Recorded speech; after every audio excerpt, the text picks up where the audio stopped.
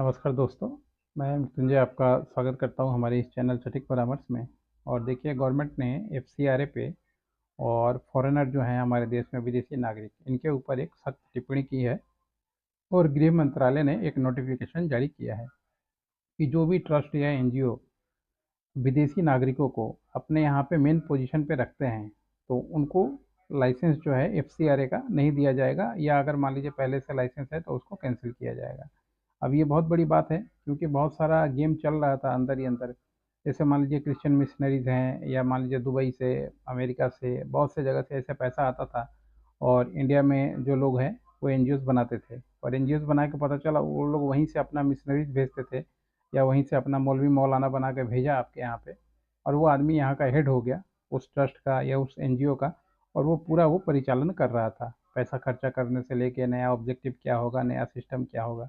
तो इसमें क्या है, बहुत बार जो है धार्मिक उन्माद और सिविल जो बैलेंस है वो बिगड़ने का खतरा रहता है। तो इन सब चीज़ों पे गवर्नमेंट को एक्सपीरियंस हुआ है, और गवर्नमेंट ने भी झेला है ये सब चीज़ों को। इसके बाद जाके मान लीजिए ये सब पॉलिसी बनाया जा रहा है। तो अभी गवर्नमेंट ने क्या कर दिया, एक बार मैं आपको पढ़ के सुना देता हूँ, उसके बाद इसका जो है डिस्क्रिप्शन बताता हूँ। नए नियमों के अनुसार जिन संस्थाओं में भारतीय मूल के अलावा अन्य विदेशी नागरिक प्रमुख पदों पर होंगे, उन्हें सामान्य रूप से एफसीआरए पंजीकरण नहीं दिया जाएगा। हालांकि विशेष परिस्थितियों में केंद्र सरकार ऐसे मामलों में अनुमति दे सकती है। सरकार का मानना है कि यह राष्ट्रीय सुरक्षा, विदेशी प्रभाव को नियंत्रित करने के लिए महत्वपूर्ण कदम है। यानी पूरा घेरा जा रहा है, इस तरीके से घेरा जा रहा है कि मान लीजिए कोई विदेशी, जैसे यूएस वाले बहुत जगह आपने देखा बांग्लादेश में फंड करके वहाँ के गवर्नमेंट को ही चेंज करवा दिए। तो वैसा कोई खेल यहाँ पे ना हो जाए 2029 के पहले, या मान लीजिए उसके बीच में इस तरह का कोई खेल ना हो। इसलिए खेल की पहले से ही जो रूल रेगुलेशन है वो नया तरीके से तैयार किया जा रहा है।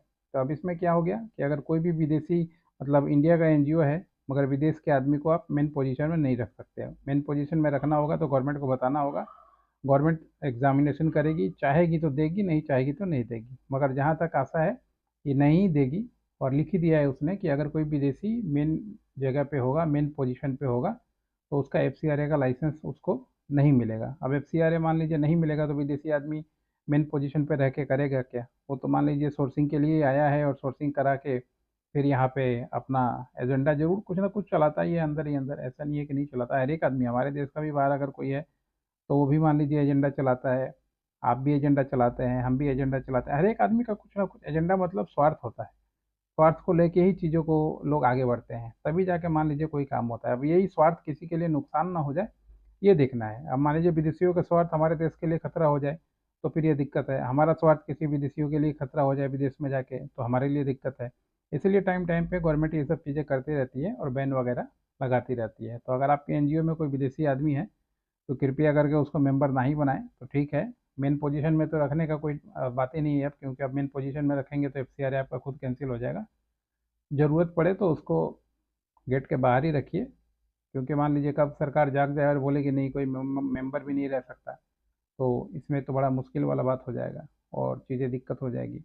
और इसके अलावा और है कि विदेशी फंड की अगली किस्त के लिए नई शर्तें। नियमों के मुताबिक संस्था विदेशी फंड दूसरी अगली किस्त तभी मिलेगी जब पर्याप्त कम से कम 75% का उपयोग कर चुका होगा। यानी अगर आप 70% जो है, जो आपके पास पैसा आया उसका उपयोग कर चुके हैं, तभी जाके आपको विदेशी पैसा जो है मिलेगा। अब इसमें देखिए, चार्टर्ड अकाउंटेंट का जो क्लियरेंस पेपर है वो भी चाहिए होगा, बैंक खाते का विवरण चाहिए होगा, खर्चों का रिपोर्ट चाहिए होगा, गतिविधियों का रिपोर्ट चाहिए होगा, आवश्यक होने पर फोटो एवं अन्य दस्तावेज भी चाहिए होंगे।